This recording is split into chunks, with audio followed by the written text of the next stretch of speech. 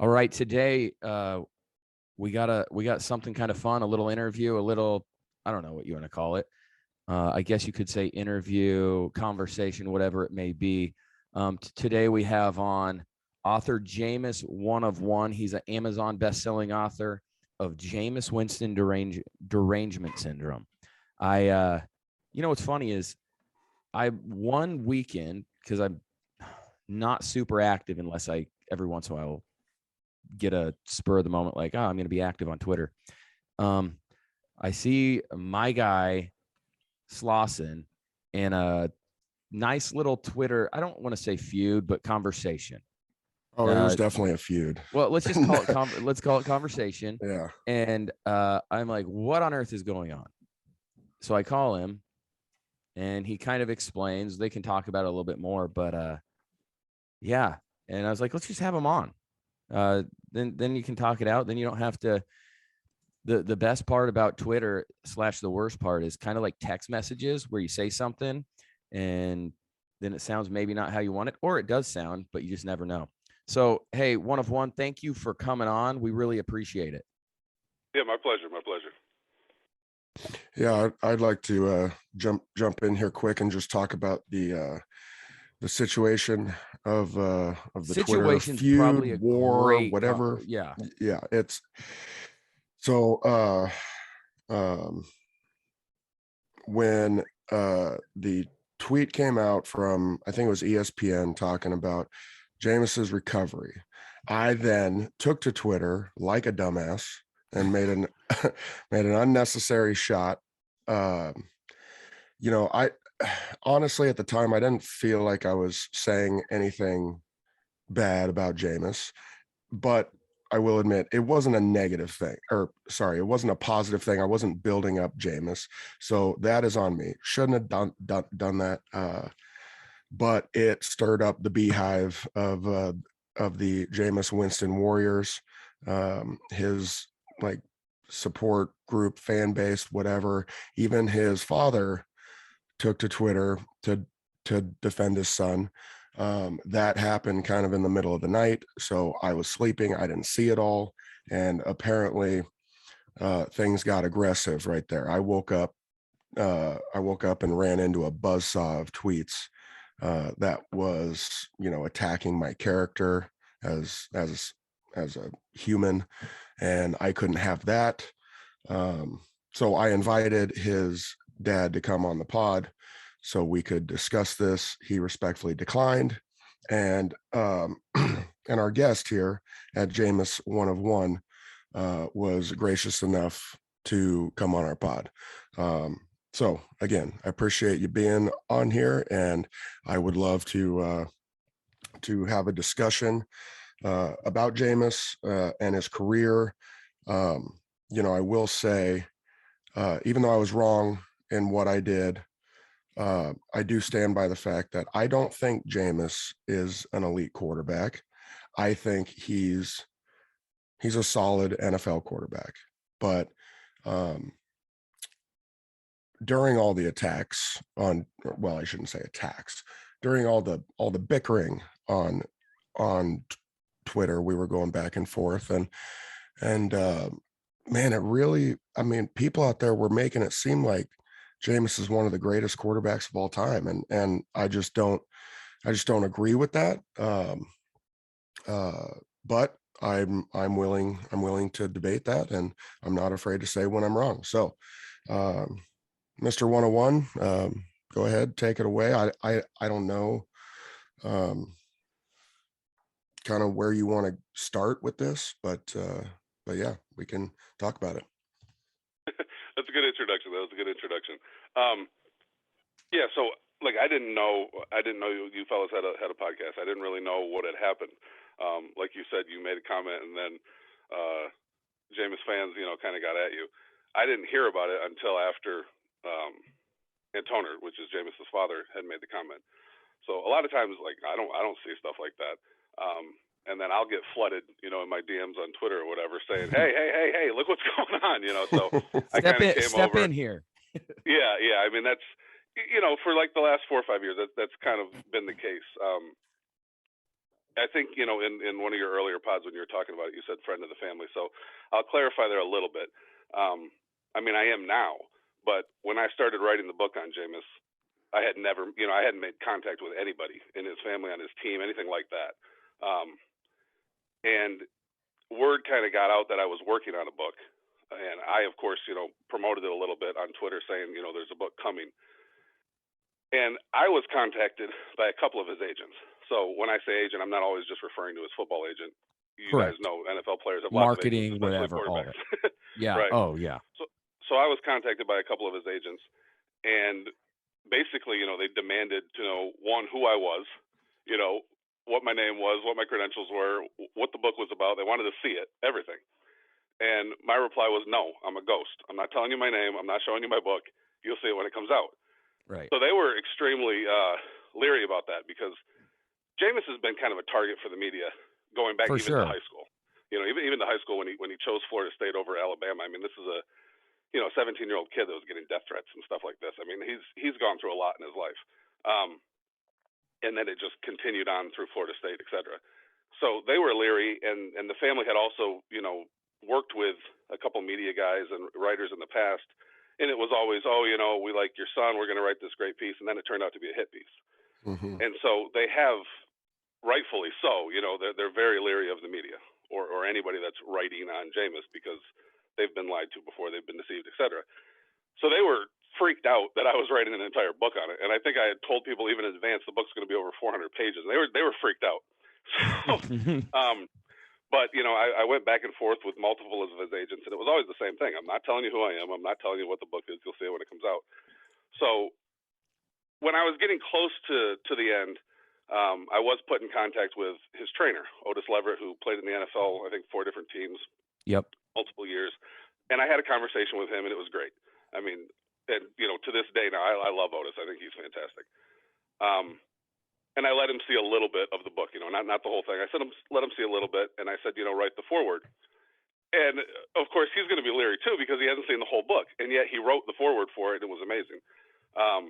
And then I published the book. And after the book published, after the family saw what the book was, read it, et cetera, they were like, holy cow, and his dad was just like, wow. And so ever since then, yeah, I'm very close to the whole team, like the whole family, the whole team.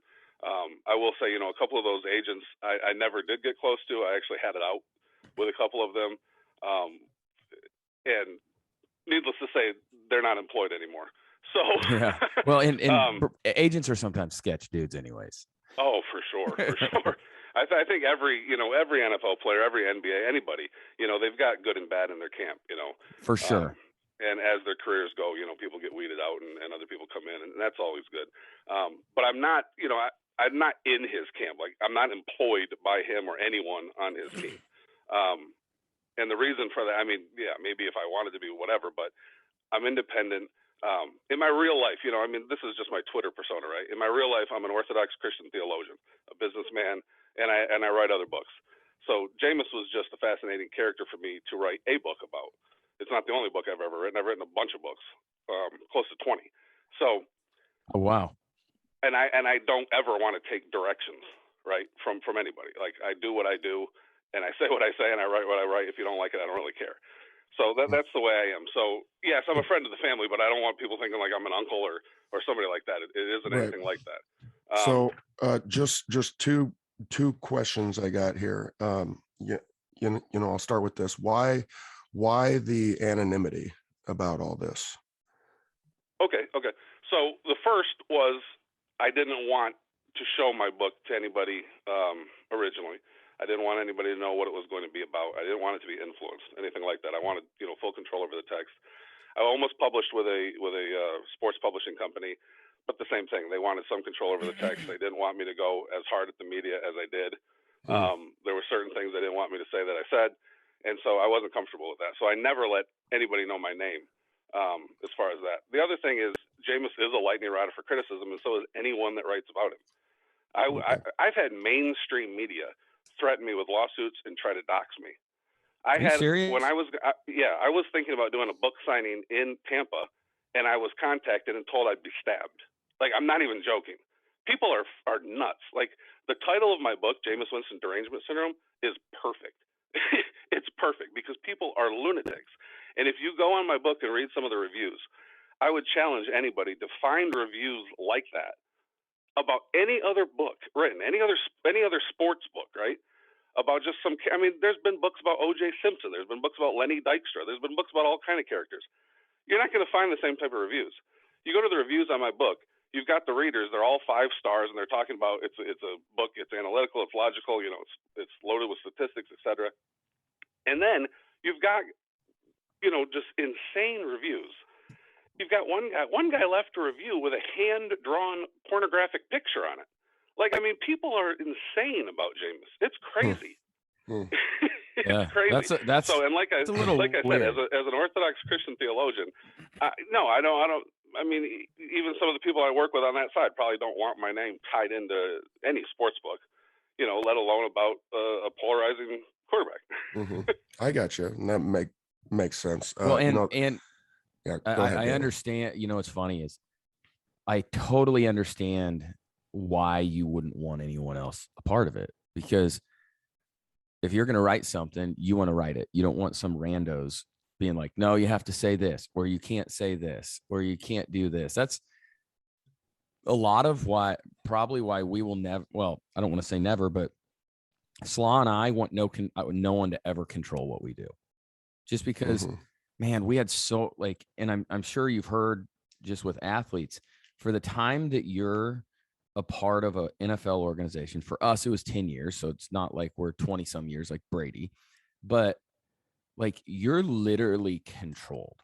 Everything you do is, hey, you have to do this. You have to be here at this time. You have to do this, that, and the other. And it's like, no. And they tell you what you can and can't say. And, you know, and look, as far as distrusting the media, I think it would be harder to find a player in the NFL that trusts the media, because everybody knows the deal. As, I mean, just for me, playing on a team with Tim Tebow at the New York Jets, I mean, seeing the absolute opposite happen, where shit is literally covered up to make him look even better.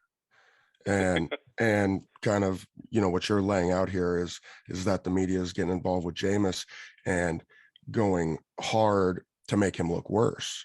And I've seen that too. I mean, Jake Cutler in Chicago was that, just kind of a lightning rod of the media storm of just trying to tear a guy down at all times. Well, Slauson, you and I are probably two of the cases that, I mean, there was, my career, I think media tried to make me sound like a little darling, like try harder that has no talent in the world, which definitely wasn't my favorite thing.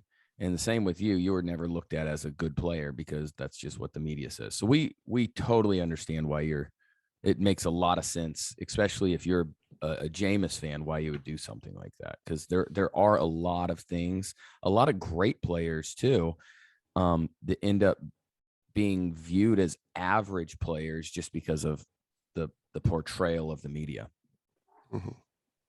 Yeah.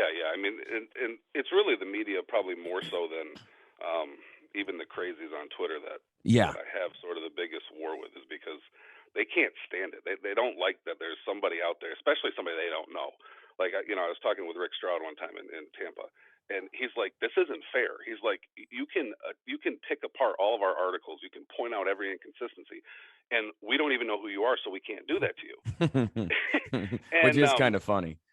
Yeah, and I said, okay, but Rick, one, yes, I'm anonymous as far as like you don't know my name, but I'm not, you know, I'm not Bob6902 on Twitter. I mean, like, I have a name connected to a book, so there is something that all you media people can shred. It's my book. It's 400 plus pages, backed by 850 citations. If you can find any fake stats in there, if you can see that I'm creating some kind of, you know, weird propaganda, blast it. And I've had media read the book. They can't refute a single page. And the reason that they always wanted to know who I was is because they can't attack the book. There's nothing in the book to attack. So they wanted to know who I was to see if they could attack something personally.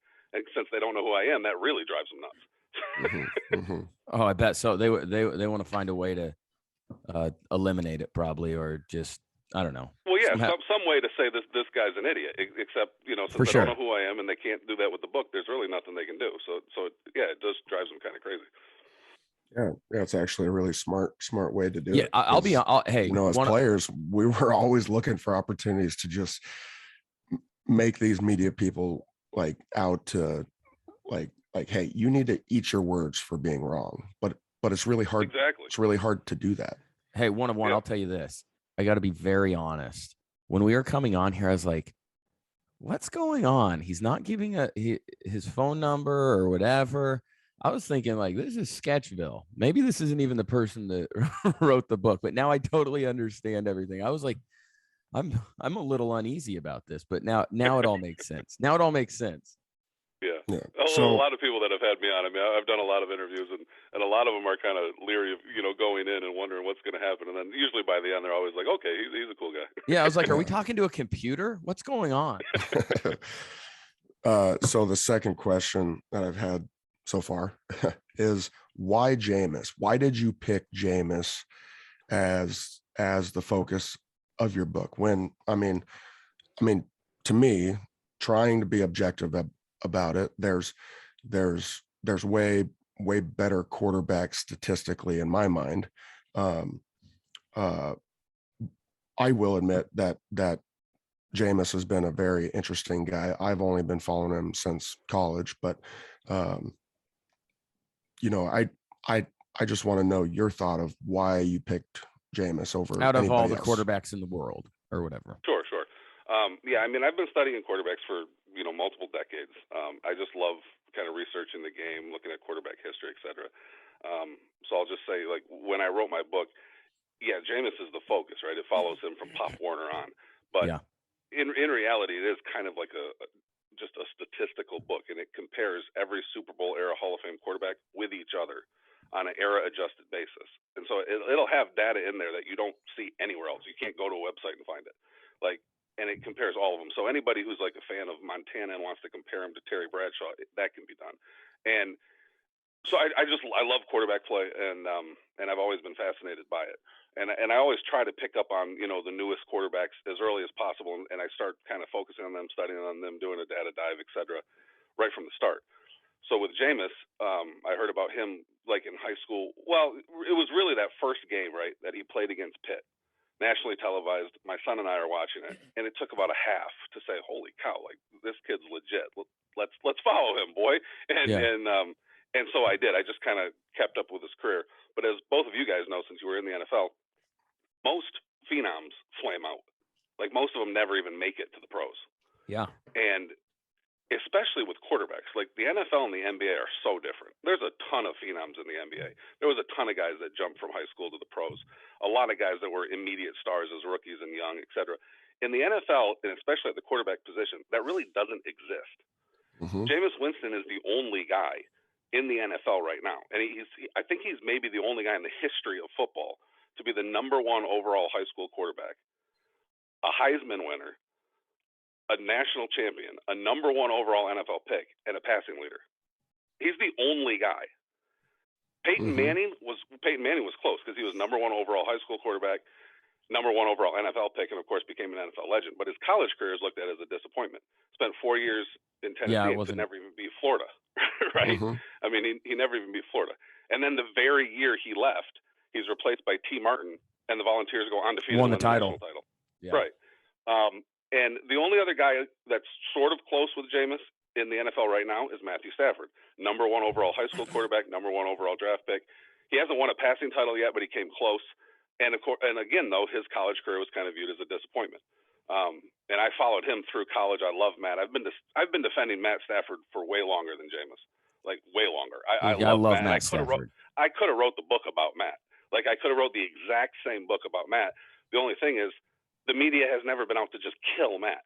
They haven't been all that fair with him, but he was, for the most part, ignored because he's in Detroit. Yeah, it's almost like they didn't even talk about him because he was in Detroit. Exactly. So he wasn't attacked. It's like, oh, you're a lion, so whatever. But why do you think? Why do you think that happens? Because I mean, just as players, we know organizationally what are good organizations and what are bad organizations. And in my mind, Tampa's organization I view as very similar as Detroit. So if the media doesn't care about Stafford because he's in Detroit, then why would the media care so much about Jameis, who's in Tampa? For at that time, Tampa hadn't been good for, 15 years.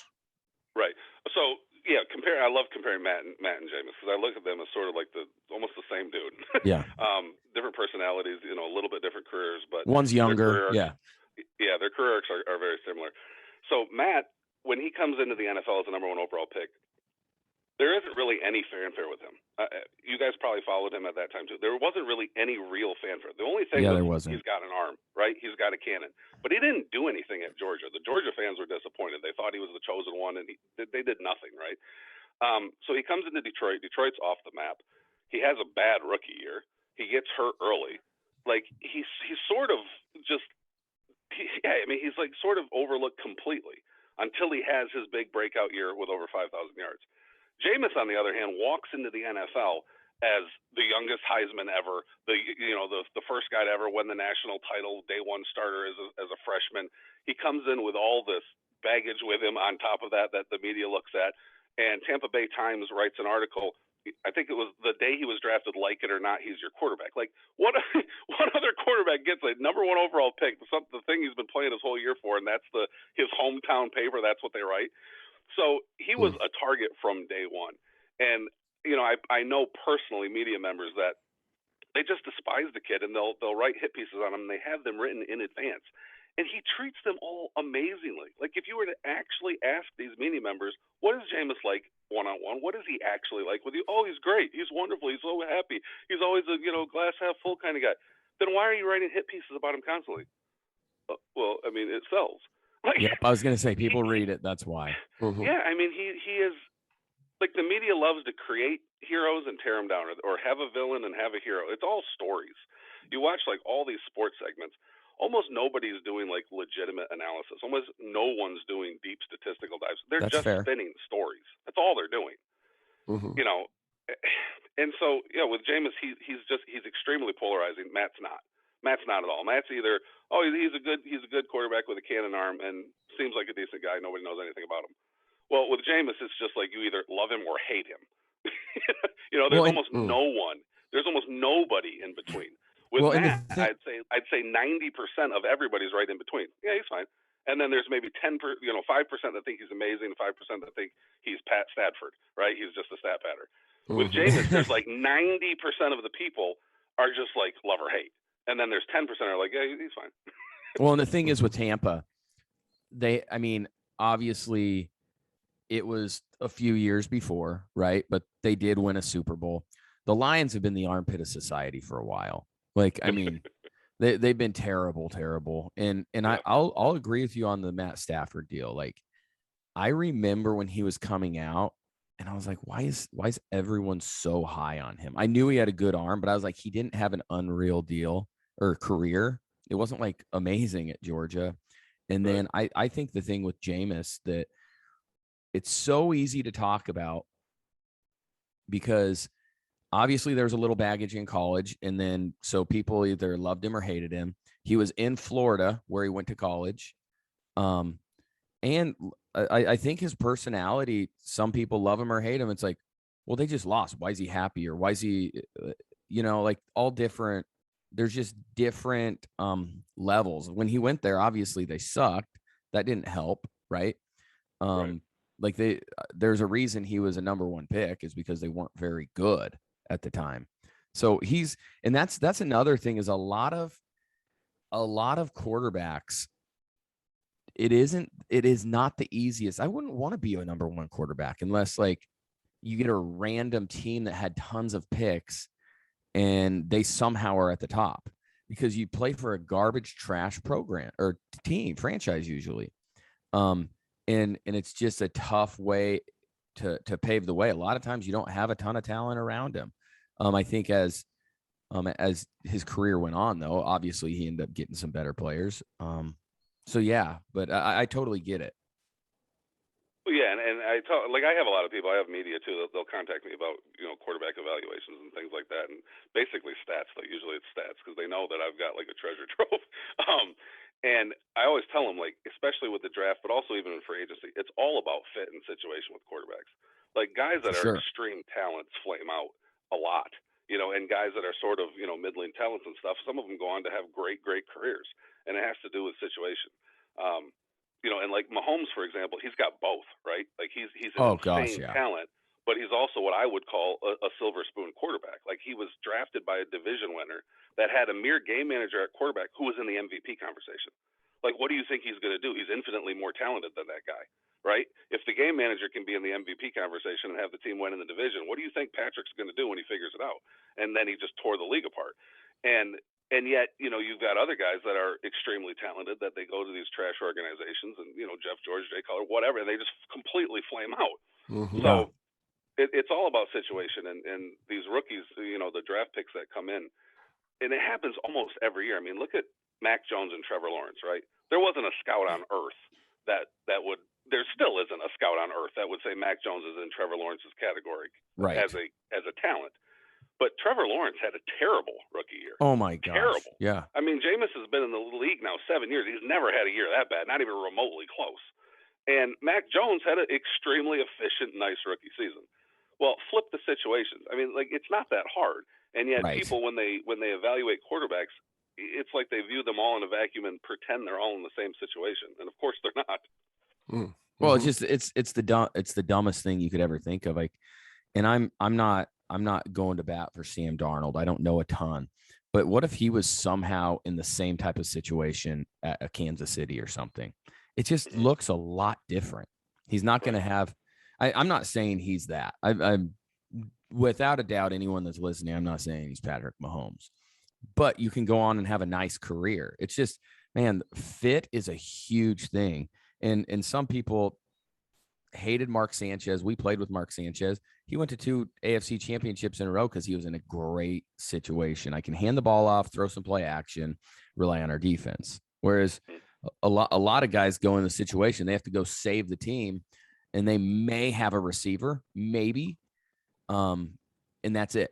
And it's like, what do you want me to do? Like Joe Burrow, as much as like I think he's a savage, I think he's a great player, but he also has 3 dogs as receivers, like just dogs. Like, Boyd doesn't get as much credit as he should. He's an unbelievable receiver. He's so good.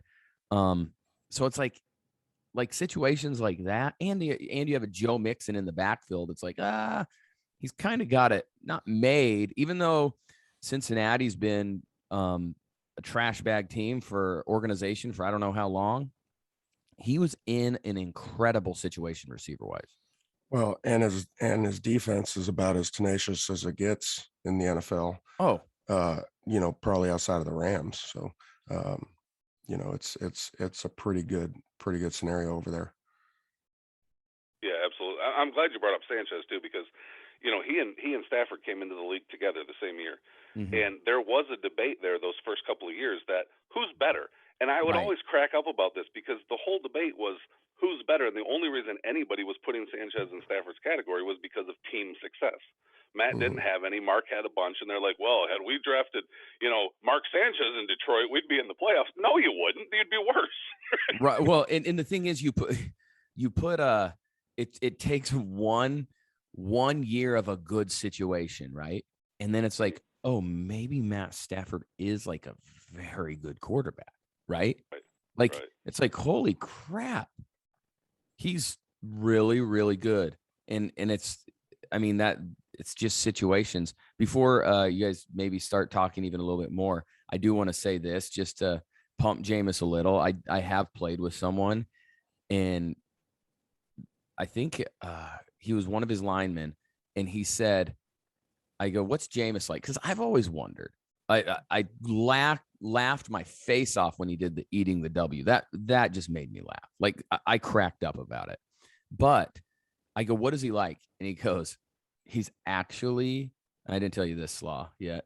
But he said he's actually like so attention to detail, like everything, like protections, all of the above. And that, I remember when I heard that, so one of one, I will tell you this. There's a lot of quarterbacks I don't want to say don't respect. That's terrible wording.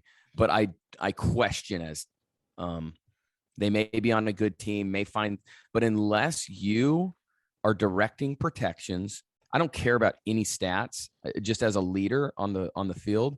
If you're not directing protections, you're not remike ID, you're not doing different things like that, I can't even put you in a category of anything. And Right. it was really actually great to hear that about him. Now, I've never played with him. I've never been in a practice, watched some games, not a ton because of, I was playing half the time. And then, the last few years, it's just who's on my fantasy team or what game do I want to watch? Right. But it was good to hear that. Well, yeah, I mean that there's a lot of misconceptions about Jameis, and people will see an interview here or there, or they'll see a segment on ESPN here or there, and generally speaking with ESPN, Fox, everything Jameis is spun in a negative light, right? Like anything he does good is kind of ignored or downplayed or mocked, and anything he does bad is kind of blown up and they make a deal out of it. I mean, I would defy anybody to find a guy in the NFL, anybody who did some amazing community service and got trashed for it on ESPN. That's what happened with Jameis. He started a COVID hotline in Tampa, and they ran a segment on Get Up ESPN bashing him. Are you like, serious? who does that? That's insane. Also, when he not surprising with media, but go ahead. When his firstborn, his first child was born, ESPN ran an article and bashed him in the birth announcement article. Like, there's not another quarterback that I can think of in the history of football, and I've been studying quarterbacks for forever, that is as slighted and slandered as Jameis. There's other guys the media, messed with, but even like Jay Cutler, you look at Stephen A. Smith. I mean, it was just a joke. It was, he doesn't care, blah blah blah, and Jay kind of went with it. But with Jameis, it's like it's deeper than that. It's like it feels like hatred. Like they're literally trying to destroy the kid, and that's kind of again what made me. Even when he was in college, I could kind of see some of that. So the first article I think USA that's Today wrote. about? Well, I mean, like if you were to talk to his family, like his family's extremely religious, extremely devout Christians, and so am I. Like, we're not exactly the same, but they look at things on a spiritual level, and so do I. And so they look at a lot of what Jameis goes through as just like sort of the trials and tribulations you need to go through to get closer to God. And that is sort of the way I look at all of life. Right. Yeah. And so when you say that with sports, a lot of people just roll their eyes and say, well, that's stupid. But if you have that worldview that God is in everything, that everything does relate to him somehow, and that the whole purpose and goal of life is to end up spending eternity with him, then everything that happens in life is to bring you to that goal. And so they look at it that way. I look at it that way. That's maybe, one of the reasons that the family and I love each other and get along so well. So I think there is a lot of that. Like Jameis, that's another thing. Like, you brought up Tebow. Like Jameis is he'll preach too. Like there's a clip of him with kids. Like he'll preach. There's a lot of people that know him that say, wow, he could be a pastor. Like, and I think that also kind of rubs media the wrong way. And, for sure. Even New Orleans media, like New Orleans media has been so much better than Tampa media. I experienced both media bases. I've had little battles with both, but Tampa's was on like a level of insane that I would never want to deal with again. New Orleans media, there's a couple thin-skinned media members, a couple guys didn't appreciate me, picking at their articles, but pretty much everybody was professional. Tampa was the exact opposite. It was really hard to find a professional. But to see, the way the media treats him and to see the reactions, and I've had a lot of like individual one-on-one talks with some of these media members, and even the Christianity thing kind of rubs people the wrong way. And in New Orleans, after he threw the touchdown to Callaway, they interviewed him about it, and he said, "Hey, it was God's plan," right? Like it's a weird statement for people that aren't, religious at all. It's a bizarre statement, and they take it the wrong way, or they think he doesn't care. He's just flinging up prayers. That's not what it meant, right? Right. So with Jameis, it's just like everything he says is polarizing. Everything. I mean, he gave that one speech to kids, and the boys were being rowdy, right, and the girls were being really nice and quiet and respectful and everything. And he told the boys, "This is for my boys. You guys got to stand up." And the media spun that he was like disrespecting women, and the female principal stood up for him, and the media didn't really cover that. Like it's insane. Yeah, it's a little ridiculous, but I love. So I mean, basically what you're saying is obviously it's their relationship with God that gets them through it or whatever. It's a little James 1 action is what it is. And talking about when troubles of any kind come your way, consider it pure joy. And like that, I love hearing that. And do I believe without a doubt media in whatever they want to dock people for if you're a believer, if you're following Jesus? I do 1000%. I mean, I can't tell you how many times. Now, not always. There's some people that respond in a different way, but a lot of people that follow me know who I am as a human being or like what my beliefs are. But there's people, if I just randomly post something I was reading that day in the Word or whatever, people hate on you for it. Like they do not like it. They're like, oh yeah, well, what about this? It's like I just don't even respond. In my head, I'm just like, well, all right, that's just who I am. And it's like you can question everything about, well, where's God in this? Where's God in this? I don't know. I don't know. I don't know everything that I don't know all of God's plans for our lives. So Right. but I am going to stand by I'm going to stand by him and what he's done for my life and what he's going to continue doing. Mm-hmm. Yeah, I mean, and I do. I think a lot of it is spiritual. Like people will bring race into it, right? And so I made a point in my book to never play the race card ever. Mm-hmm. And I make a point, generally speaking, to never do that in interviews or on Twitter. But I mean, like, I'm not stupid. It does exist. Like there are racists in the world. There are racist media members. I've talked to some of them.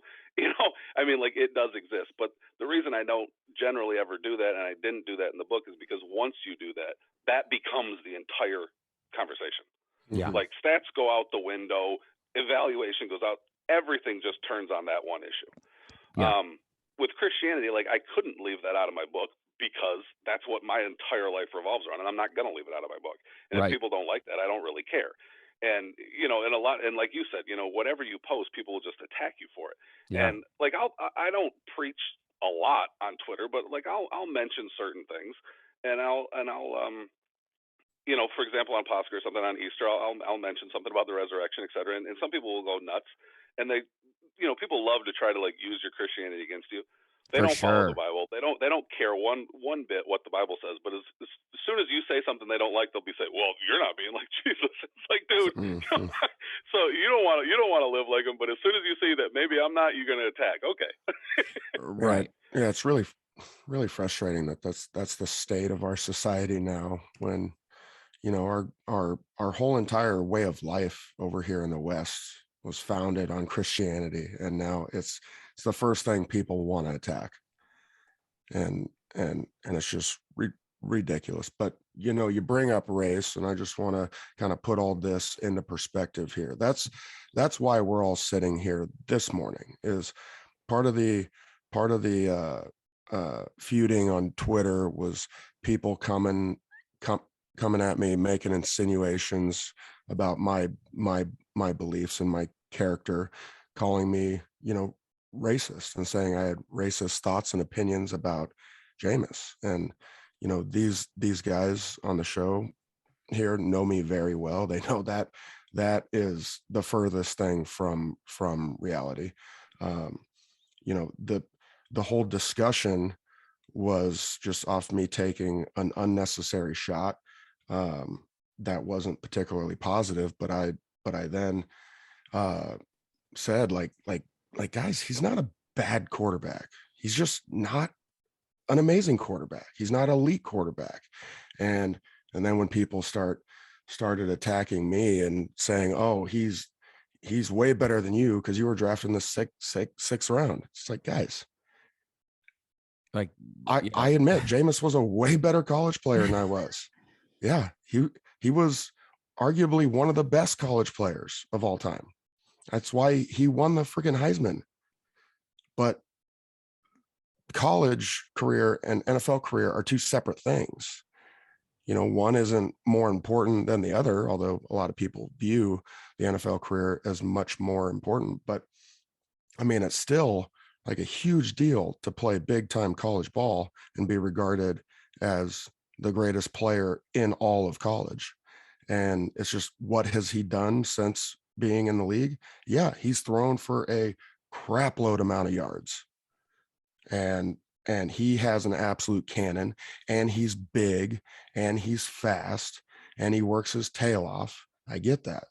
But there's a lot of other stats that just say he's just a solid quarterback in the league. And that isn't necessarily a problem. Yeah, that's the one thing that I didn't understand is Yeah. not Mr. you One of one. but some people, like, that is for guys like us that played 10 years, that is not a slam in any part, any No, way. and Now the thing that's cool is he probably, I don't know how long he's going to play, but he probably has another, if he wants to, around 10 years, I think. yeah, And he could. and he has plenty of years to go from solid to like one of the best. Like, And that's he finally got himself into a on an situation actual team. on a good organization, a really good coaching staff that is going to teach him how to actually play quarterback. Not that he didn't know how to play quarterback, but like, Sean Payton was unreal. That's the only thing I don't love is that Sean Payton's gone, because I think you give him another year under Sean Payton. yeah, I Sean, mean, I don't Sean know what is you think of that considered a one-on-one, quarterback but oh guru. gosh. One-on-one, I do want to be a little bit critical of something you said earlier when you said Patrick Mahomes replaced a mere game manager. And the game manager at quarterback, to me, I think is huge to have. It's a guy that is keeping the train on the tracks and just keeping everything moving, letting your playmakers make the plays, not trying to do it all himself. Now, I know you see in today's NFL, when you look at Patrick Mahomes and Lamar Jackson and old buddy up in Buffalo. Gosh, I don't know why I can. Josh Allen. Thank you. And Aaron Rodgers and all that. These guys shoulder everything. They carry the weight of the world on them, and they're going to win and lose on them. And that's great. It's a lot of fun to watch. But when you're talking about sustainability over an entire career, the game managing quarterback is, I mean, in my mind, where it's at. It's making great decisions with the ball. The checkdowns, the short passing routes, those are high efficiency, high percentage plays where all it takes is one guy missing a tackle, and that 4-yard pass becomes a 40-yard pass. So I do want to kind of be a little bit critical of that statement there, because when you look at Jameis's last year before he got hurt, his numbers, I mean, his yards per game were so much lower, but his touchdown to interception ratio was absolutely incredible, and the Saints were dominating.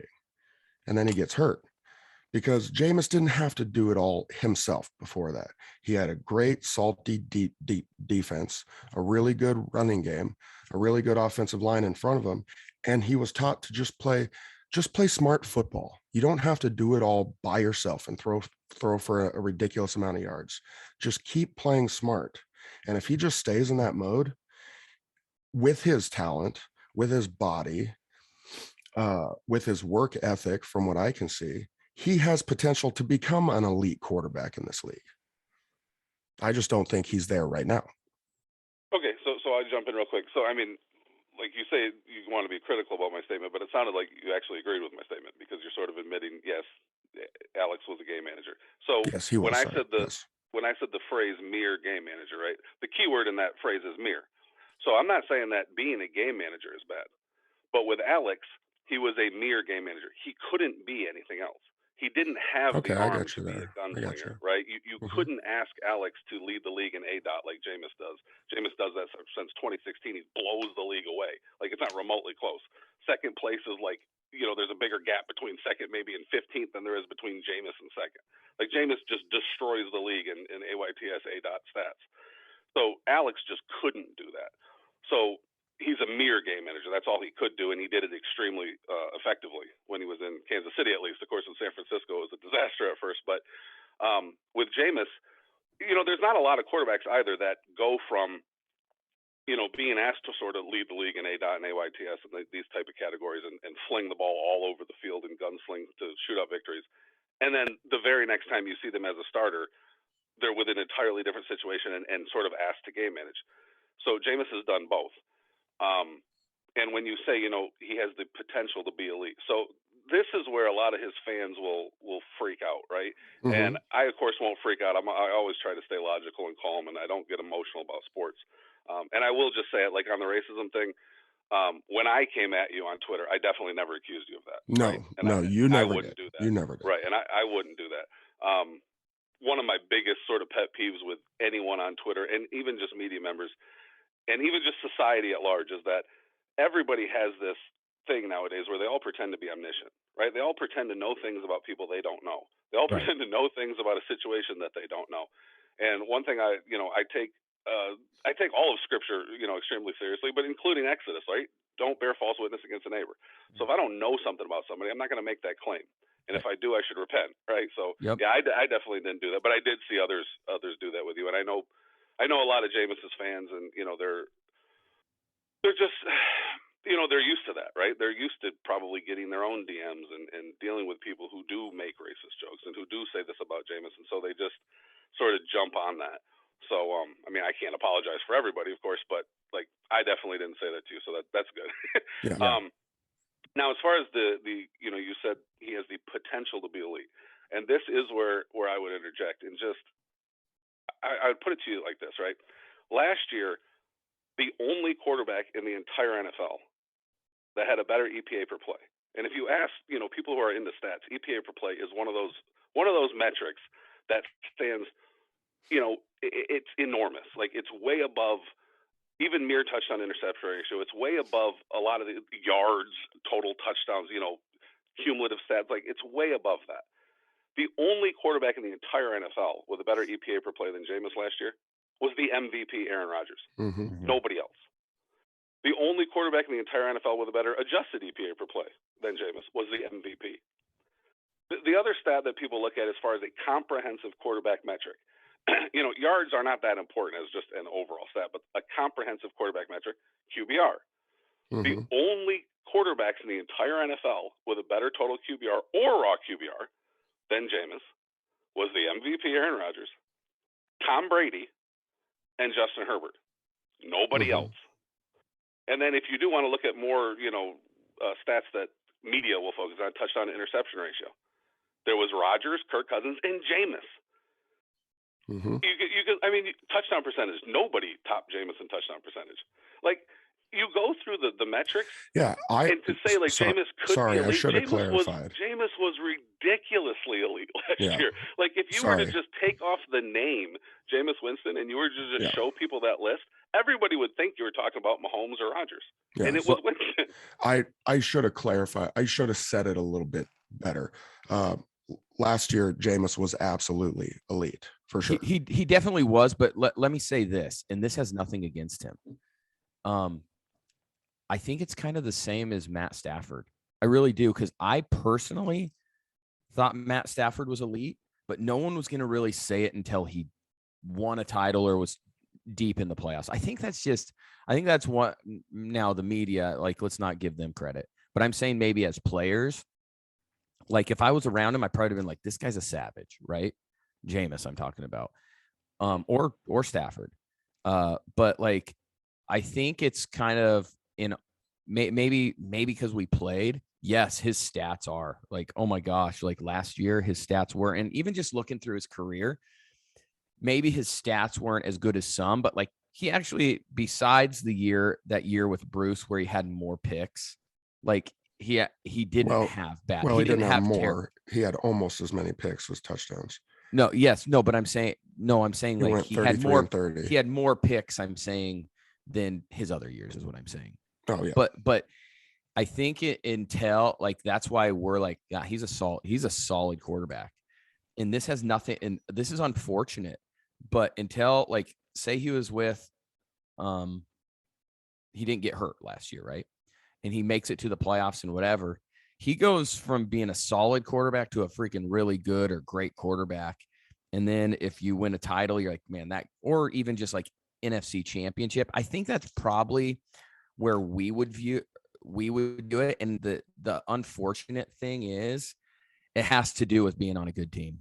I mean, it just does. Like, I think Justin Herbert, does he have the ability to be an elite? Sure. But like, until he like gets to the playoffs, it's hard for me to be like, oh gosh, that guy's unreal.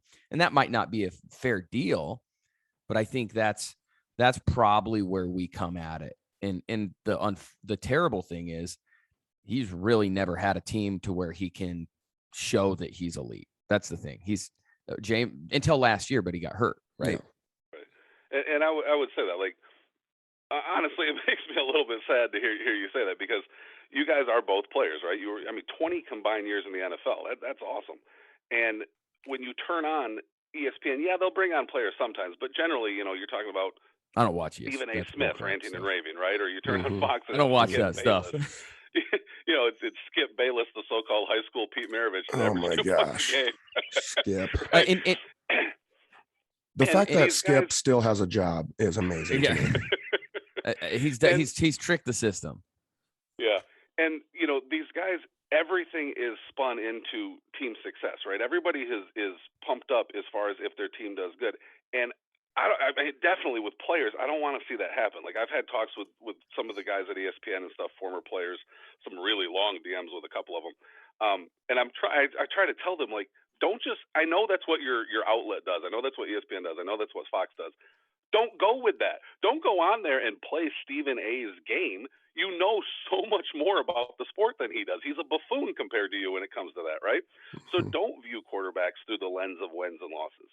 I mean, anybody that can know that Trent Dilfer has one more Super Bowl ring than Dan Marino, Warren Moon, Dan Fouts, Jim Kelly, and Fran Tarkenton all put together in like 70 years in the NFL has to automatically know that quarterback wins, or the team wins losses, is not how you evaluate players.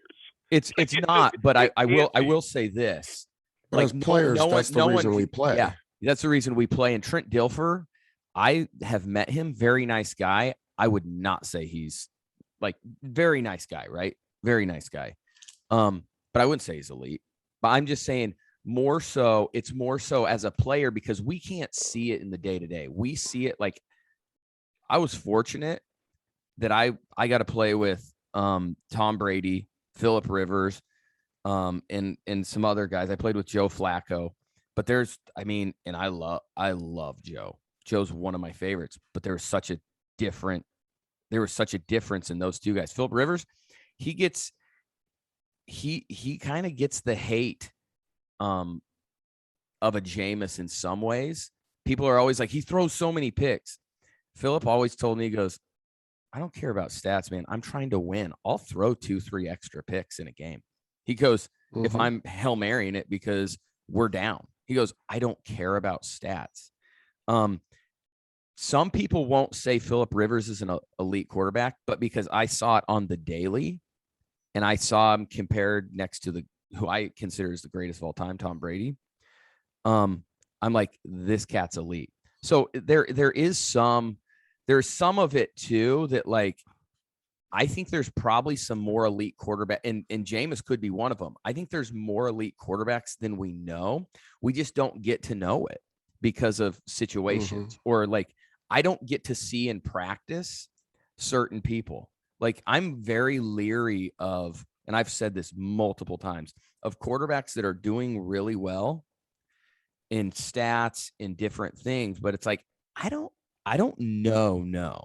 Now, everything I know of Matthew Stafford, because I trained with a guy that played under me, he goes, this guy's legit.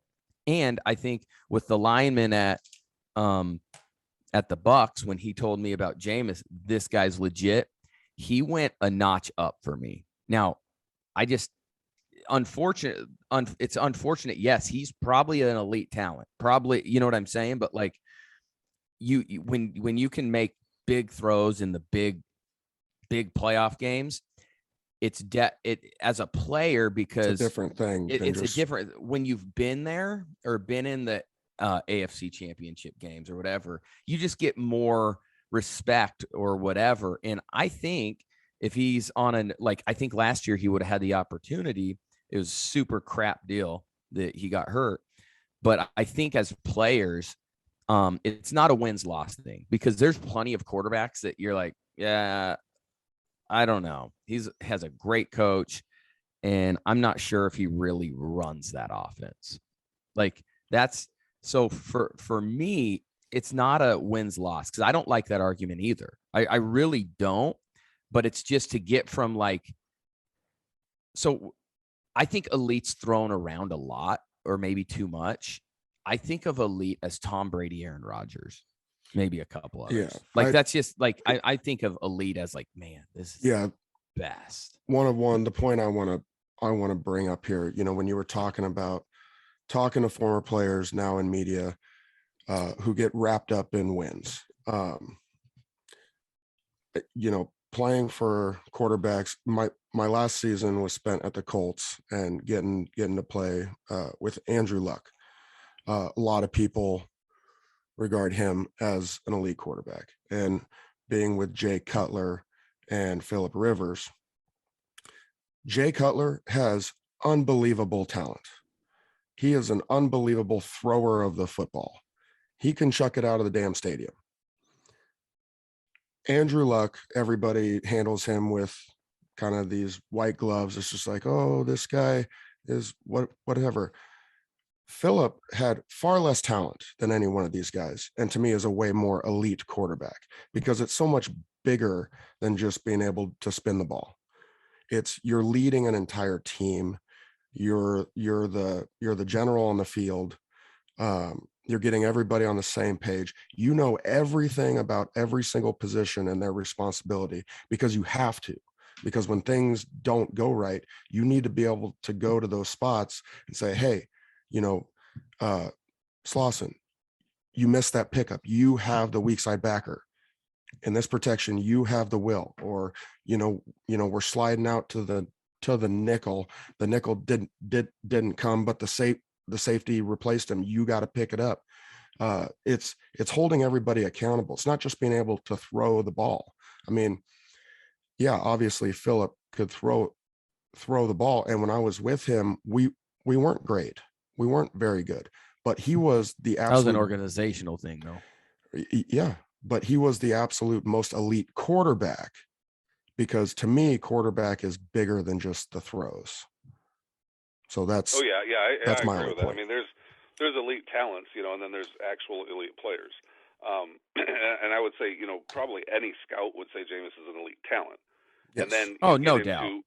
Right. You get into as an elite quarterback, and then that's where a lot of times people bring wins in, which drives me nuts, because, like you guys admitted, like if you just look at the data, if you just look at the numbers, he was elite this year. Like there isn't any question. And I think, if you were to talk to, not just that one lineman, but any teammate that has ever been around Jameis, like I think every single one of them to a man would say nobody outworks that kid. Nobody puts more attention into detail than that kid. I mean, Bruce Arians talked about how Jameis was right there with Peyton Manning as far as like attention to detail, that the Bucs coaches had to literally kick him out of the facilities because all he wanted to do was work. Mike Evans talked about it on an interview, and said, they asked him about Jameis. He said he's weird. It's weird how much he loves football. It's weird how dedicated he is to it. They have Ty Montgomery this year in New Orleans, and Montgomery's been with some great quarterbacks. He was with Aaron Rodgers, and he's been in the NFL for a long time. They said, "Who's the greatest teammate you've ever had?" And he said, "Jameis." And he's only been with Jameis a short time, but he said Jameis is just authentic, man. Everything, it's always the same with him. Like it's not a show. And I love to hear that, because what's funny, 101 is the like unless like you're, and I'll be honest, I don't go to any of the team websites or any of where you get some of those more local interviews, just because I gotta be fair, I just don't care anymore. I love watching Sundays, but so like that's great to hear, because it's not going to be reported on the big pages, right? Like, because then that means they're saying something good about him, Right. So I don't know. That's just kind of, but I have heard the same things about him. The small doses. I've heard he's a great teammate, and I think that's why I've kind of actually liked Jameis. I mean, and there's not a lot of guys that I hate to say this, that I'm like, yeah, I really like to watch. There's just not. I just outside of like the Toms. I like to watch Mahomes because he's just doing circus stuff. I love watching Aaron Rodgers. It's the guys that, obviously I know have a control of the offense, and that's the thing that because of that lineman, I do have a different thinking of Jameis than most, because I have a big problem. I do. I'll be honest. I have a big problem with the teams, and it's more and more now, I think, because of what college football is now. Jimbo Fisher had an awesome offense for Jameis, but like, it's just crazy, these players that are so talked about, and they're in these old school offenses where it's like you just call it, run it. You don't have to make any checks. You don't have to make any adjustments offensive line wise. So I have so much more respect when I hear of people that are more in the Tom Brady, Phillip Rivers range of, now maybe not at their level yet, and because that takes 20 years, right? But still, that they're recognizing defenses and then calling a protection that's going to pick it up. Those are the type of guys that if I'm a head coach, those are the type of guys I want.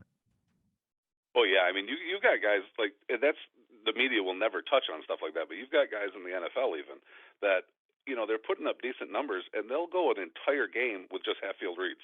Exactly. Like they don't even make a full field read the whole game, Right. And the media will say, "Well, look at their stats. They were great. They're a great quarterback." No, they're not. No, they're not at all. They're in a great situation. Great play design versus a certain deal. Well, to put a bow on this, Mr. 101, thank you for coming on. I will admit my respect level for Jameis has gone up tremendously through these talks, because there's a lot of things that I didn't know. And yeah, I look forward to watching him a lot closer in the future, because honestly, I want nothing but the best for him, and I want to see him get put into that category of elite quarterbacks. Hey, and quick question, because is he technically free agent this year? Yeah, he's that's totally what I thought. Unrestricted. That's what I thought. Yeah, and I mean, there's reports, with the Saints maybe getting Watson and stuff, and I even tweeted out, like, I'm not mad. Like, it makes perfect sense, because one, the Saints don't know for sure that he'd resign. Like, for sure. They do have their own cap situation. If they were to get Deshaun, they'd have to probably rework his contract and everything. But it is possible that once legal tampering starts, Jameis bolts to Indianapolis, or he bolts to Pittsburgh. Like, I know he loves the my staff and the leadership and his teammates in New Orleans. I know he loves them there, but those are some really good situations. He would murder it at those Indy. Teams, yeah, and both of those teams have a lot more cap space. Especially the Colts. They've got a ton. Since you're a Jameis fan, like, you followed him, if he goes to Indy, he will kill it. Yeah, Frank Reich is unreal. We were both, or no, you weren't with him, were you, Slaw? Yeah. Well, I was with him in Indy. Yeah. Yes. No, but I'm saying you weren't with him in San Diego. He is. Yeah. That would be good situation. Yeah. In some ways, I wouldn't want him to resign in New Orleans. I'd want him to go there. It was. Yeah, it was, I don't really disagree with that. I mean, I've talked to some of his team and stuff, and I was putting together my own sort of metrics on teams, and like what would be a great fit, and the Colts, they jump off the page compared to other teams. Oh my gosh. I mean, they have the offensive line, they've got a defense, they've got a great coach, great play caller, great running back. A great run game, yeah, and like I said, and they've got an enormous amount of cap space. Like, if they were to ever go full Rams and just decide, let's actually go for it this year, like, they could afford a bunch of dudes. They could really make a splash in free agency. Well, and think about this. Carson Wentz didn't have a bad year. No, he didn't. He didn't. And I mean, so like you go into that situation, he would dominate. He'd murder it. Yeah. And Jameis and Carson, they're both big time talents. But I think Darius Leonard, he knows Jameis a little bit and has raved about him. I think it would take all of one day for the teammates to be around Jameis to Right. be like, oh, okay, he's Carson, but we actually like him a whole lot more, and he's a bigger leader and a better leader. And I think It'd probably be more similar really to Phillip. Everyone loved yeah. Phillip when Phillip joined there only for a year. So that'd be sick. That'd be a sick situation. Yeah. Hey, thanks so much for coming on. We do really appreciate it. Yeah, this is a lot of fun. And I'll say real quick, because I'm like a perfectionist with OCD, and I don't like typos and stuff, but I never deleted the tweet with Matt. Matt's actually one of the only guys that ever got me to tweet a stat that was wrong. And I don't know what I was thinking. Usually if I do that, I'll delete the tweet immediately, but it's already up. People already saw it. But Matt was talking about how, when he played against Jameis, it always worked out well for him. And I quickly brought up, Matt was on teams that played Jameis twice, and it was 1-1, and Jameis hit him up for 475 yards passing. That was wrong. Jameis actually hit him up for 575 yards passing. Yes, So I'll just say that. And Matt had a front row seat to seeing Jameis pull off what I consider, honestly, maybe the most impressive, or at least Tecmo Bowl-esque play I've ever seen a quarterback make. And that was Jameis's rookie year against the Bears, where he ran backwards 25 yards into his own end zone, then came out of it 10 yards, avoided multiple people, and threw like a 60-yard bomb to Mike Evans. Yep. I will say, when I was in Chicago, Cutler and I were really close, and I remember in that game, Jay likes to stand over by himself on when we're on the sideline off the field, the other team's offense is on, and they're kind of in a longer sustained drive. So he's kind of over there standing by himself, and he's just watching Jameis work. And so I walk over there to him. I said, "Hey, what do you think about this kid?" And he goes, "Man, I don't know what he's going to do, because this is a tough place to do it in, but this kid can throw it." And I was like, okay. So, I mean, and Jay's honest. Jay is one of the most honest dudes I've ever been around. And he said, this is a tough place to do it, but this guy can throw it. Hey, 101, Scott, our producer, does have a question. Just one question, I'll let you go. We are coming upon March Madness, and I know you're a stats and data guy. Who am I picking to win it all? Well, I'll say Duke. Get one for Coach K since he lost in his finale. Yeah, true. He lost in that, and what a way to tie a bow on that career. That would probably be pretty solid for him. All right, cool. Fair enough. Hey, thank you. Hey, thanks so much. This was a lot of fun, guys. Hopefully he's dominating, or even with whoever he signs, maybe we'll have you on to talk again if you ever have the chance. Yeah, that sounds good. I had a lot of fun. You guys have a great day. All right, thanks. Bye-bye. Yep, bye-bye. Well, that was fun. Yeah. That was solid. Yeah. He didn't end up being as Sketchville as I thought. Like when mean, I heard everything, I was like, no name, no nothing. I'm like, gosh, this is gonna be weird. Yeah, he speaks with confidence, so he does his homework. You know that. Yeah, I'd love to see his setup. Is he got like 30 screens up? I know. Like, I want to know his sounds like it. system. I want to know his system of how he comes up with the stats, right? It's crazy. It's like ATI 75 stat. And I'm like, I don't even know what that is. No. And you played in the league for that long. That's so funny. All right. Let's move forward. Woodrow's wisdom. Yes. And I picked up on something in that interview that I thought would be great. Yeah. When we talked about agents, a lot of them could be, look, we're very optimistic here. Mm-hmm. Some might be challenging at times for representing you, or may not. But I think it's a good life lesson in general. Like, when you are trying to get better at something, it's always a good way to get there is to find a mentor or find somebody that's doing what you would want to accomplish. But My question is like, how do you, like, what is your standards? Like, what is your trust system to get them in?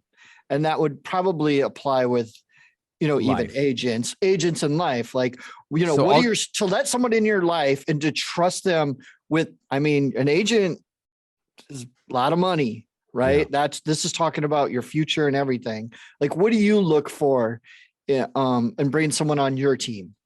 Yeah. So Chris Giddings was my agent for all 10 years. And if I had something come up, I'd still use him. I'm saying if there's like a marketing deal that someone contacted about, I'd have him work with me. He sold me the first time I ever met him Chris Giddings is not a salesman at all. And that's what you'll get with a lot of agents.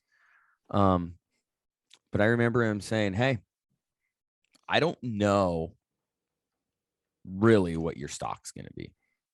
He goes, "You could get drafted. You might not." He goes, "But at the end of the day," he goes, "it's whatever you put out there at camp. Like whatever you do is going to make the team or not make the team." He never promised me anything. And that's the thing with agents is they're promising, "Oh yeah, you'll go 4th round. You'll go 3rd round. Oh, you're going to be a 5th rounder." And next thing and that's why all these kids leave early. There's these kids that leave after their junior year and they end up being undrafted free agents. Like that's criminal.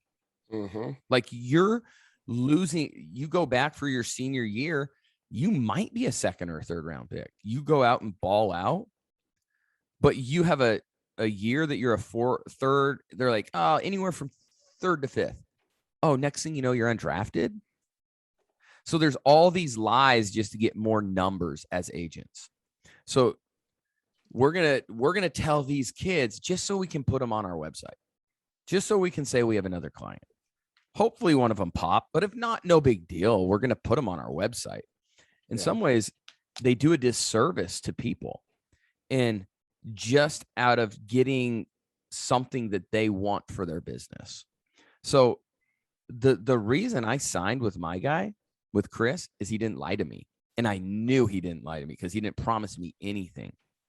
Even as the draft's getting closer and I had a really good pro day and everything, he's like, "Yeah, I don't know. I couldn't tell you. Maybe you'd get drafted."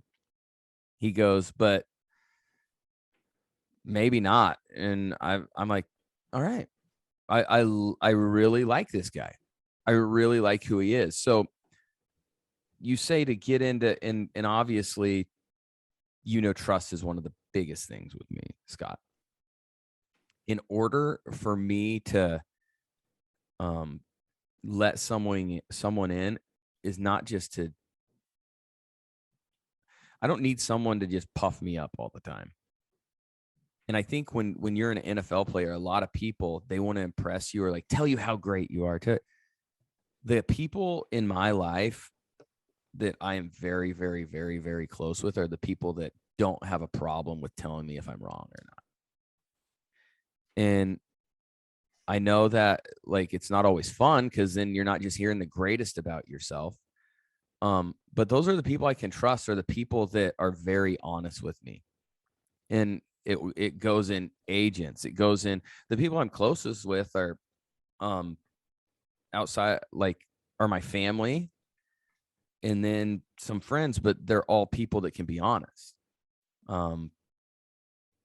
If I'm messing up like this may sound like, I don't want to say sound dumb, but like any one of my people that are close to me, if I'm acting out or being a moron or said something wrong about my wife, they'd say, "You might want to check yourself on that." Like that's not cool. So those are the type of people I want to surround myself with, or the people that aren't just, it's kind of like the yes man deal, right? In a job, except no one's saying yes man to me. They're just trying to always just like impress me or whatever. Like I don't need that. That's not a real relationship for me. Well, and it's not going to help you.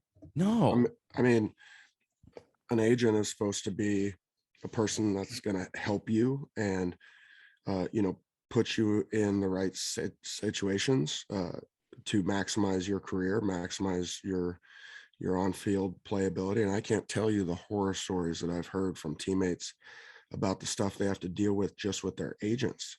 It's like, man, why is this agent making your job harder? Because why? I mean, it's not a great business plan for them. It's not a great business plan for you. I tell you what, Woody, I had a similar situation when I was coming out and I was interviewing with some agency groups. I was getting told all the things that I wanted to hear. Like what we were talking about. Like, oh yeah, you're going to get drafted here. You're going to get drafted here. It's going to be great. You're going to make millions of dollars. They're saying, oh yes, we're looking at you kind of middle of the draft, but we see you, some of the guys we're talking to, we see you high as second round. And I'm just like, holy shit, this is awesome.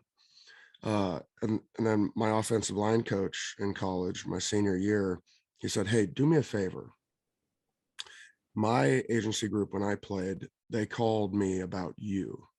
Do me a favor and just give them an interview. All right. You don't got to go with them. Just do me a solid and give them an interview. And I'll tell you why. He said, when I played in the NFL back in the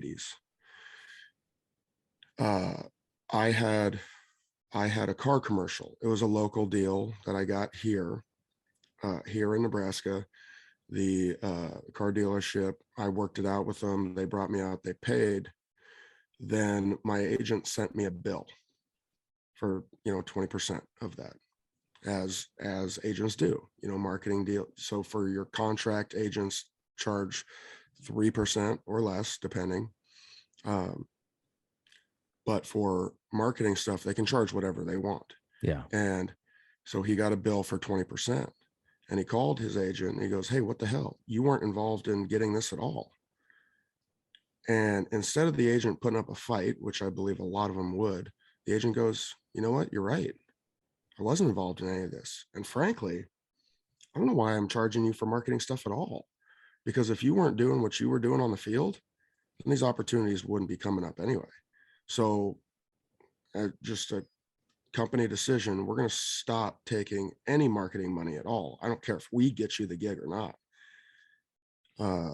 You keep all marketing money, and then we just take our 3%. And I heard that story. I was like, oh, dang. Well, that's already a step in the right direction. So yeah, I will give these guys an interview. And I met with them and they came in and they sat me down. They said, Slaw, this is the deal. Yeah, you might get drafted, but right now you're not. I tell you that. Right now you're not invited to the combine. Right now you're not invited to an all-star game. We can try to help with that. But right now you're not on very many people's draft boards. And if you are, it's late. But they said, I promise you, we're going to work as hard for you as we do for anybody else. We don't care what round you're drafted in, or if you're an undrafted guy or what. We're going to work just as hard for you as anybody else. I said, deal, sign me up. Because they were the first group that didn't lie to me. They weren't bullshitting me. They were saying, these are the realities. This is our job, and we're going to do it so you can do yours. And there you go. I was like, shit. None of it is what I wanted to hear, but all of it was what I needed to hear. For sure. And that's the thing, is sometimes I think it's like, no, I don't want friends that are just going to be telling me how great I am. Like that's just not going to do anything for me. What does that really do? Nothing. It hurts long term. The situation. It hurts the situation. If you have friends that like, if you're being out of, like, doesn't really happen, but if there's a comfortability and a understanding that, like, hey, I want what's best for you. Like if you can call someone out or they can call you out, that's the type of relationship you want to be in. Otherwise, it's just a one-way street. And like, there's nothing good. So I don't trust those people. When you ask of what does it look like? I don't trust people that all they want to do is tell me how good I am at things. I just don't. And I mean, the thing is too, you're the one that has to let them know, or you have to be open communication too. Like that's how relationships are. Like that doesn't always just happen. So what I'm hearing is trust and accountability. Yeah. But I mean, if you think about anything that we've talked about, like in our job in the NFL, like that's what we craved. So why not crave it in your like everyday life? Love it. Simple too. Trust, accountability. Let's go. Matt, you got anything else, or would you like to, do you want me to go find some kids? Yeah. I mean, come on in, guys. I think the agency deal's done. I think it's, got wrapped up good, so we can move on. Yeah. Cool. Hey, get on in here. Gabe, bring your friends. Gabe, get your ass over here. Gather around, children. All right. Yeah, sit in a circle. Sit in a circle. Gosh, crisscross applesauce. It's kids. It drives me nuts when you're at like right angles. Just get in a circle on the rug. Kids don't listen today. Back in my day. I have a funny. Hey, there's a story. We were going to a thing in Vegas for the Chargers, and this doesn't make him a bad human being. But we're on the flight and we're riding with, I'm not even going to say the name because I just don't want to talk down on anyone, but it's a running back, a former, or he's a Hall of Famer. And he goes, man, you guys have it so easy. I remember back in my day. It's like, I can't, it's not back in your day. It's not. I actually don't even want to go back in your day. So yeah, I'm glad we don't have two-a-days anymore. I'm glad we don't have certain things. I will agree with you about certain things. I happen to like the two-a-days personally. Well, in some ways, the practices were actually a little quicker usually. Yes. And I believe we were better prepared physically to endure. We probably were. But that's beside the point. I don't want someone to be like back in my day, or like when someone's like, oh, you don't get it. I walked in the snow 7 miles there and back to school. It's like, it's not even real. Yeah, I've definitely become one of those guys. I tell that to the kids all the time. No, Slaw. I said it would be the heat of summer, 135 degrees. I'd be walking uphill both ways to school. It's different to your kids, but I'm saying like people you don't know when they come in, and it's like there'd be 3 feet of snow, 137 degrees, and I'm walking uphill there and home. How is there uphill? The snow never melted. The snow never melted. It was freezing. I had frostbite, and it was hot. My feet were turning. It was almost weird. They were like they're blisters and all kinds of stuff. No, kids, you don't get it. All that. Yeah, kids back in our day, sit in a circle. Oh, all right. There's a lot of directions that I can go with this based on the events of today in this recording.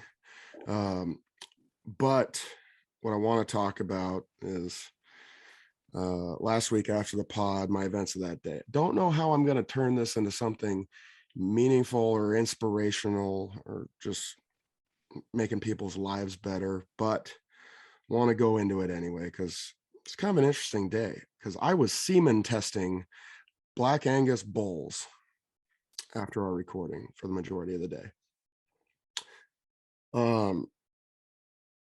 So I got a neighbor who's one of the top Black Angus ranchers in the Midwest, and or at least he was, and now he's head of the Black Angus Commission or whatever it is, but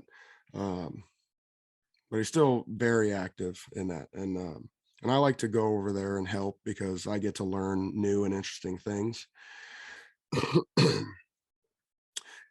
But yeah, my neighbor asked me if I would like to go over there and help him semen test the bulls. I go, okay. Well, don't really know what that entails, but it's intriguing. Getting their semen, that's what it entails. Well, yeah, but I didn't know how that was done. And he goes, oh, explain. I already called the guy to make sure like we aren't doing any of the extracting. The excitement. And he goes, I was very concerned about that. Like just making sure, like, we're just helping running the bulls up and into the chute, but we're not actually getting down there and handling the goods. And I look at him, I say, but can we, if we want to? He's like, oh my God, you're ridiculous. You talking like HGA stuff? Yeah. So it's interesting how this is done. Yeah, tell us the process. Yeah. So I get there. And Kids, I show up. it's all right. It's animals. Yeah. I show up and all the bulls are down in these fields, and then you run them up through this corridor, and they start going in these series of pens where you can separate them out, and then they have this thing called a tub and alley that come off of the pens, where you kind of run them through the different sections of the pens, and you put them in the tub, and then it kind of guides them into the chute where they like go a bathtub forward. It's what it's called, but it's not like a bathtub. It's essentially where you like put them in another pen, and it has a swinging door that swings them around to the chute, so it forces them to go down this very narrow corridor. So you can then kind of single them out and push them forward into the squeeze chute, where they get into that section, and you close the gate behind them. There's a head gate where you have to give them an opening to get them to run forward. And then when they run forward and their head sticks through the ending gate, and you pull this lever, and the gate slams shut on their neck, so it holds them in spot, and then you squeeze the chute together, so it holds. I know what that is. Yeah, I know what that is. So it sounds very like medieval torture type of deal, but it's not. It's all safe. It's all fun and games. And they do it so they can check them to make sure they're good. They can give them shots, keep them healthy. If there's any issues, then they can give them different shots of super antibiotics, which actually was really interesting. When I was talking to the vets there, they were talking about this one medicine because it came up a couple times when they extract the semen, and I'll get there in a second how that's done, because that's intriguing, and I need to invest in some new equipment. But there was. Were you the bull? Oh, we'll see. There was some situations where when they extracted the semen, then they take it over to their microscope, and they're trying to count the swimmers, and also see if there's anything else in there, just to make sure there isn't any bad stuff going on in the sample, whether it's too many white blood cells or red blood cells or whatever else. There was a couple situations where they got the sample and there'd be either no swimmers or not enough and way too many other cells in the sample. And so in that case, what they do is they inject them with these like super antibiotics. I can't remember what it's called, but it is ridiculous when they told me that this stuff is so dangerous for people that if you accidentally prick yourself with the needle of this thing, you'll be dead in a matter of hours. And the only way to save yourself, like let's say you prick your finger, is to just drinking the semen. No, is to just cut it off immediately. If you prick your finger with this stuff, you have to cut it off. They said you have to cut your finger off immediately, or you will be dead in just like a couple of hours. But for bulls, it's completely fine because it just kills all the bad cells, and hopefully it's supposed to jumpstart the good stuff coming back. So they give them this shot, and then in 3 weeks they come and retest them again. And if everything is healed up and they started producing, good samples, then everything's fine. They get a pass. But if they don't, then they go straight into burger meat. And I love hamburger. But man, the extracting the semen was ridiculous to watch. I didn't know. I mean, I had heard about it happening before. I've never heard about it. So would you tell me? Actually seeing it happen was unbelievable. So you run them in the chute, you squeeze them down in the squeeze chute. Then the vet takes down the rear gate, puts on this massive glove that goes to her shoulder, and she shoves her fist right up the ass of this bull.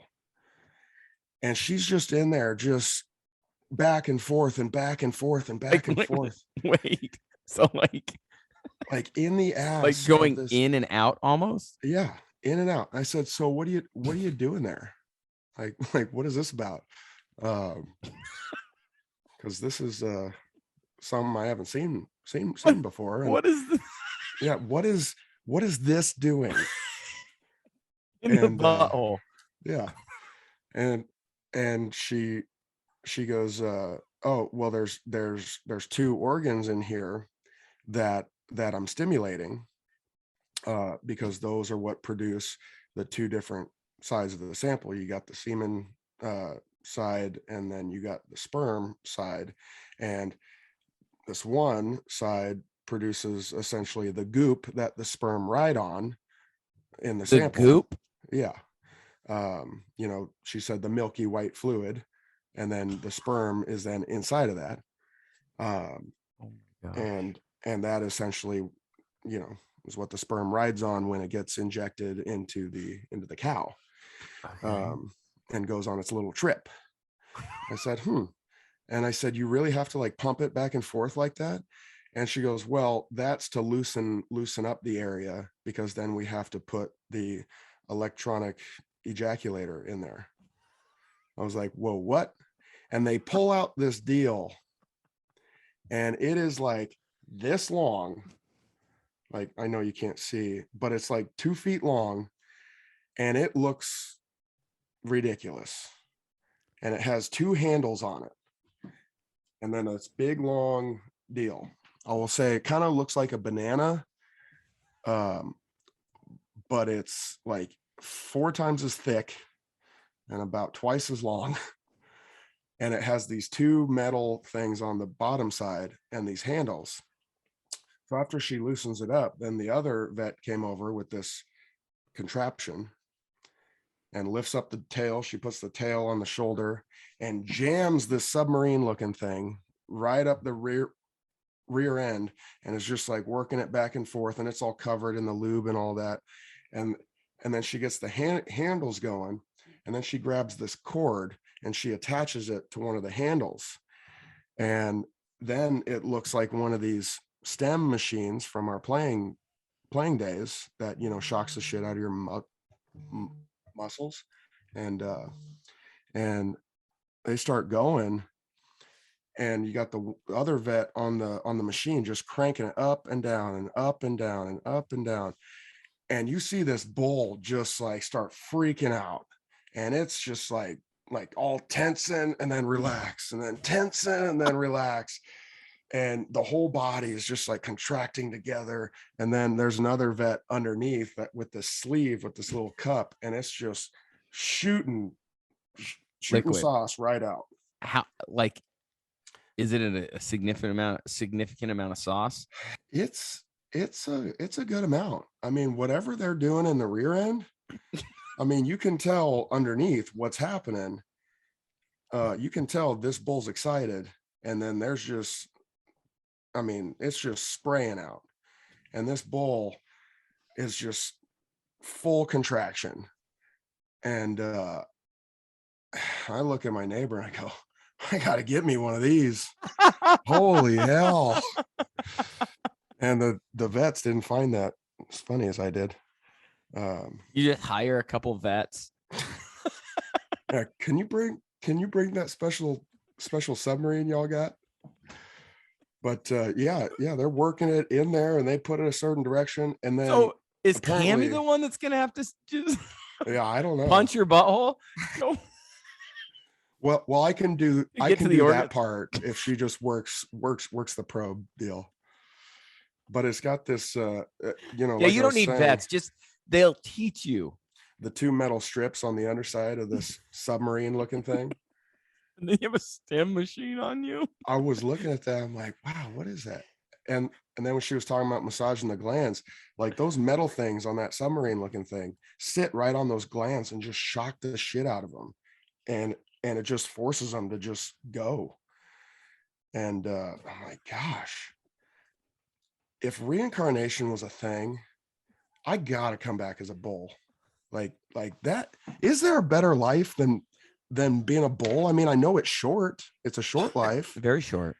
But all you're doing all day is you're eating, you're pooping, you're fighting with other bulls, and then you're just ejaculating just over and over and over. Yeah, but can you? So children.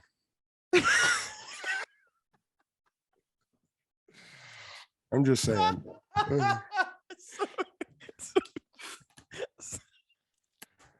So children. So children, live your best life. I don't know if reincarnation is a thing. I don't believe in it based on my my philosophical beliefs. Hey, but I will say it's more incentive to live a good life, because if for some reason reincarnation is a thing and we get an option, come back as a bull. Or just go as a rancher, so then you have the equipment. So that way you can live a longer life and still just have a time. Can you, like, how many times a day are they? It's not often, is it?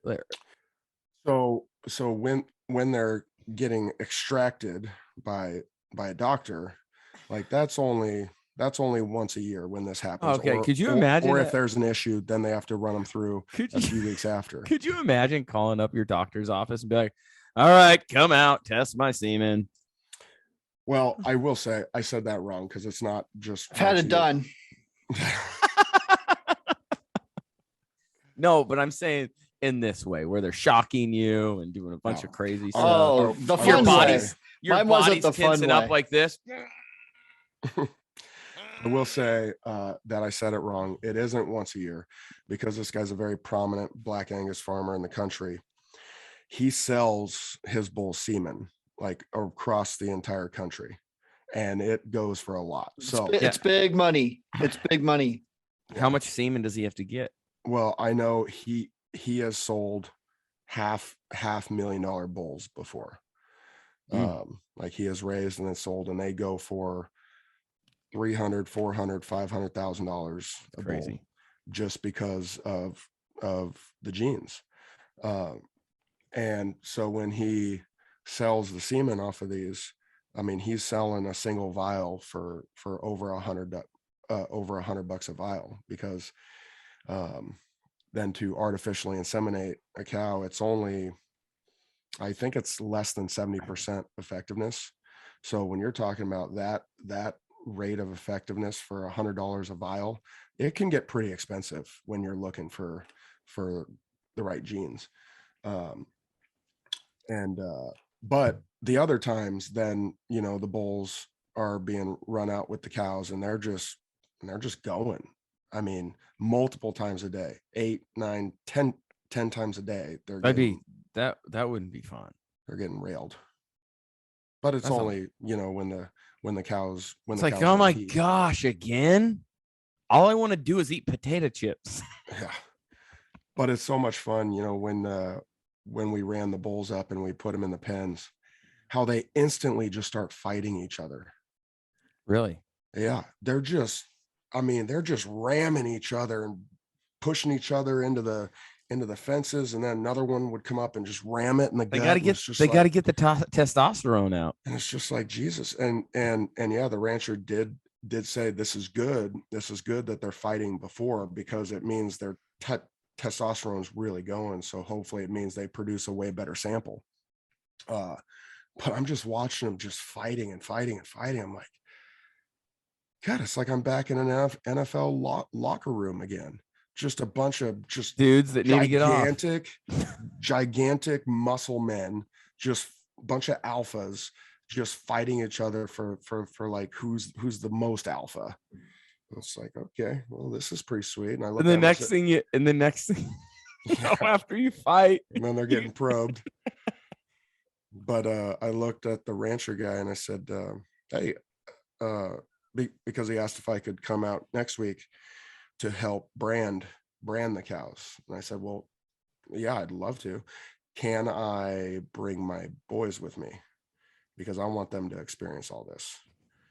Not the probing deal. They would have had a lot of questions, but the branding deal. I mean, these animals are such beautiful animals, and they're so powerful. And they're also really, really sweet too. I mean, when they're in the chute, you can go up and pet them, and I think my boys would just get a kick out of that. So that's what we're doing today. We are ice branding. Oh, really? Ice branding these cows, because the reason they ice brand, so instead of doing, fire branding where you have the irons in the fire, I've never heard of ice branding. You go burn them. When that brand heals, it's like dark. So when you have a black Angus, you aren't going to be able to see it. So you ice brand where the brands are sitting in dry ice for a long time, and then you got to pull them out of the tubs and go straight to the cow, and you have to hold them on there for like a minute. And so the ice actually burns them, and then when it heals white. So I did not know that. Turns their skin, turns their hair white, so that way the brand will show up all nice. Yep. So that's how that works. And so the boys are going to come help me with that today. I don't know, Scott, how to turn this into something meaningful. You don't need to. For the audience, kind of inspirational for the children, a life lesson here. Maybe it's just hope to come back as a bull. Maybe actually, I think there's a great life lesson there. I've always said the greatest life in the world would be a cow.